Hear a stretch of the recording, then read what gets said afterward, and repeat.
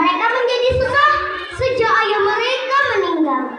Untuk memenuhi kebutuhan sehari-hari, Ibu Darmi bekerja di sawah milik orang lain. Sedangkan Darmi si gadis yang paling manja dan pemalas. Kerjaannya hanya bersolek dan tercantik dirinya.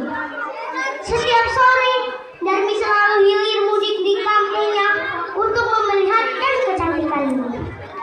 Setiap kali ibunya menyuruh Darmi ikut ke sawah, Darmi selalu menolak. Nak, ayo bantu ibu pergi ke sawah, nak. Aku tidak mau. Sawah itu panas, kulit dan kukuku nanti jadi rusak karena kena lumpur. Aku tidak mau. Apa kamu tidak kasihan melihat ibu, nak? Tidak, biar ibu saja yang pergi ke sawah. Lagi pula, tidak ada yang mau dengan wajah ibu yang keriput itu. Begitulah perkataan anaknya setiap kali ibunya menyuruh Darmi ikut ke sawah. Akhirnya sang ibu berangkat ke sawah. Darmi tetap di gubuk sambil bersorak. Setelah ibu pulang dari sawah, Darmi minta uang upah untuk membeli alat kecantikan. Ibu, mana uang upah ibu? Jangan, nak. Uang ini untuk makan kita hari ini. Tapi Bu, bedakku habis. Aku harus beli yang baru.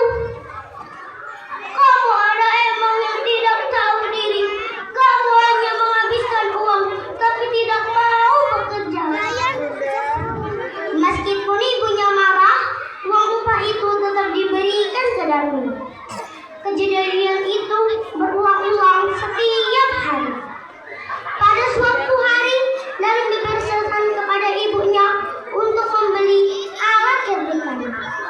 Tapi ibunya tidak tahu dan ibunya menyuruh Darmi ikut ke pasar. Nah, kalau begitu kamu ikut ibu saja ke pasar. Aku tidak mau ikut ibu ke pasar.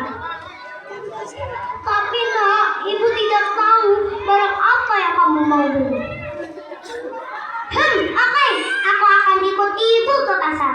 Tapi dengan satu syarat, ibu harus berjalan di belakangku. Tapi kenapa, nak? Aku malu ibu berjalan berdampingan denganku.